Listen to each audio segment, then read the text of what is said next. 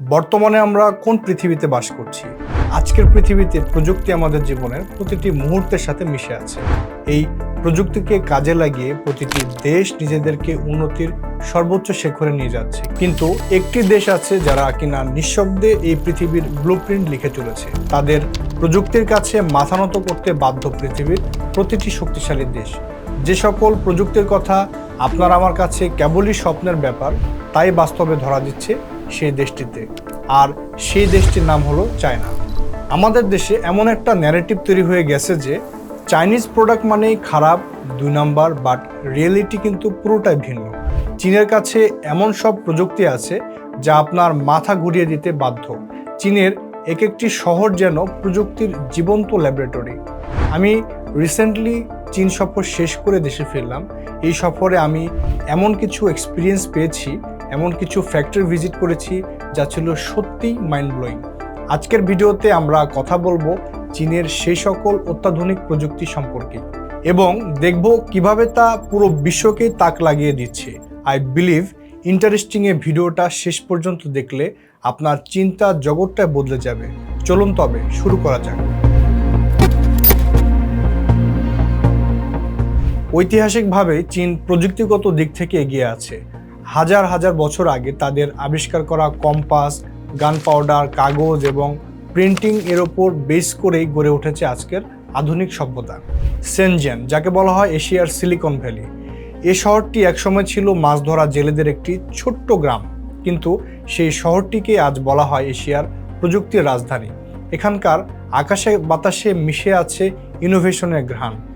শেনজেনের রাস্তাতে চলতে চলতে আপনার সঙ্গে দেখা হয়ে যাবে এমন অনেক গাড়ির যাতে নেই কোনো চালক, এমনকি মাথার ওপর দিয়ে উড়ে যাবে খাবার বা প্যাকেজ ডেলিভারি করার ড্রোন। এই শহরে কিছু কিনলে আপনার পেমেন্ট করার জন্য স্মার্টফোনেরও দরকার পড়বে না, শুধুমাত্র নিজের হাতের তালু স্ক্যান করলেই হয়ে যাবে। সায়েন্স ফিকশন মুভির মতো কল্পনার বাইরে থাকা এই সকল প্রযুক্তি বাস্তব হয়ে ধরা দেবে চীনের এই শহরে। শেনজেন বিশ্বের ড্রোন উৎপাদনের রাজধানী। ডিজেআইয়ের মতো কোম্পানি এখান থেকে সারা বিশ্বে ড্রোন রপ্তানি করে। ড্রোনগুলোকে শুধু ভিডিওগ্রাফির জন্যই নয়, বরং ডেলিভারি, নজরদারি এবং কৃষিকাজের জন্য ব্যবহার করা হয়। শেনজেনের মানুষ নগদ টাকা খুব কম ব্যবহার করে। তাদের দৈনন্দিন জীবন চলে উইচ্যাট পে ও আলিপে এর মাধ্যমে। অনেক দোকানে ফেসিয়াল রিকগনিশনের মাধ্যমে শুধু মুখ দেখিয়ে পেমেন্ট করা যায়। শেনজেনকে সিলিকন ভ্যালি অফ এশিয়া বলার কারণ হলো বিশ্বের বেশিরভাগ স্মার্টফোন, ল্যাপটপ এবং অন্যান্য ইলেকট্রনিক পণ্য তৈরি হয় এখানেই। স্টক এক্সচেঞ্জের দিক থেকেও এশিয়ার অন্যতম বড় শহর এই শেনজেন। শেনজেন কেবল স্মার্টফোন বা ড্রোন দিয়ে বিশ্বকে তাক লাগাচ্ছে না, বরং ইলেকট্রিক গাড়ি জগতের প্রধান কেন্দ্র হয়ে উঠেছে। বিশ্বের সবচেয়ে বড় ইলেকট্রিক গাড়ি তৈরি করা প্রতিষ্ঠানের নাম কি আপনি জানেন? অনেকে হয়তো ইলন মাস্কের টেসলার কথা বলবেন, কিন্তু বিশ্বের সবচেয়ে ধনী ব্যক্তির প্রতিষ্ঠান থেকে ছাড়িয়ে আজ বিশ্বের সবচেয়ে বড় ইলেকট্রিক ভেহিকল তৈরিকারী প্রতিষ্ঠান হচ্ছে BYD, যাদের প্রাণকেন্দ্র হচ্ছে এই শেনজেন। প্রযুক্তির এই উৎকর্ষ শুধুমাত্র শেনজেনই সীমাবদ্ধ নেই, এর স্পন্দন ছড়িয়ে পড়েছে এক ঐতিহাসিক শহরে যার নাম হ্যাংজো। আপনাকে যদি বলা হয় ইতিহাস এবং প্রযুক্তির একটা ব্যালেন্স কম্বিনেশন বানাতে, তবে আপনি নির্দ্বিধায় হ্যাংজো শহরের নাম বলতে পারেন। এই শহরের সৌন্দর্য শতাব্দীর পর শতাব্দী ধরে কবিদের অনুপ্রাণিত করেছে, আর আজ হয়ে উঠেছে রোবোটিক্স জগতের মাস্টারমাইন্ড। চীনের সবচেয়ে বড় রোবোটিক্স কোম্পানিগুলোর একটি হলো ইউনিট্রি। এই কোম্পানির হাত ধরে চীন রোবোটিক্সে বিপ্লব ঘটিয়েছে। তাদের তৈরি G1 রোবটের বিস্ময় এখন সবার মুখে মুখে। G1 রোবটটি প্রতি সেকেন্ডে 5 মিটার গতিতে দৌড়াতে পারে। তার 360 ডিগ্রি ভিশন তাকে দ্রুত সিদ্ধান্ত নিতে সাহায্য করে। আর্টিফিশিয়াল ইন্টেলিজেন্সের শক্তিকে কাজে লাগিয়ে এই রোবোটিক্স জগৎকে চীন যে কোন পর্যায়ে নিয়ে যেতে চলেছে তা আমাদের কল্পনারও বাইরে। হ্যাংজো শহর যে কেবল রোবোটিক্স নিয়েই কাজ করে যাচ্ছে তা কিন্তু নয়। ই-কমার্স জগতের অন্যতম বড় প্রতিষ্ঠান আলিবাবার সদর দফতরও কিন্তু এই শহরের। আলিবাবার অ্যাফিলিয়েট কোম্পানি অ্যান্ড গ্রুপ এখানে তাদের ডিজিটাল প্ল্যাটফর্ম আলিপে তৈরি করেছে। হ্যাংজো এর মানুষজন প্রতিদিনের কেনাকাটা থেকে শুরু করে ইউটিলিটি বিল পরিশোধ পর্যন্ত সব কিছুর জন্য এটি ব্যবহার করে। আলিবাবার গবেষণা প্রতিষ্ঠান ডিজিটাল ইন্টেলিজেন্স বিভিন্ন ক্ষেত্রে এআই প্রযুক্তি ব্যবহার করে, যেমন cloud computing, smart city solution এবং স্বয়ংক্রিয় লজিস্টিক্স। চীনে রয়েছে এমন একটি শহর যেখানে প্রযুক্তি তার অর্থনীতিকে বদলে দিয়েছে, আর সেই শহরটির নাম হলো সাংহাই। কেবল সাংহাই শহরের জিডিপি পৃথিবীর অনেক দেশের জিডিপিকেও ছাড়িয়ে যায়। এই পুরো শহরটি একটি সেন্ট্রাল নার্ভাস সিস্টেমের মাধ্যমে পরিচালিত হয়, আর এই সিস্টেমের পুরোটাই নিয়ন্ত্রণ করছে এআই। এই শহরের প্রতিটি শিরা উপশিরায় জড়িয়ে আছে লাখ লাখ ডেটা, যার মানে হলো রাস্তায় কি পরিমাণ ট্রাফিক আছে, কোথায় পুলিশ দরকার বা ময়লার গাড়ি কখন আসবে, সব কিছু এই প্রোগ্রামটি নিয়ন্ত্রণ করে।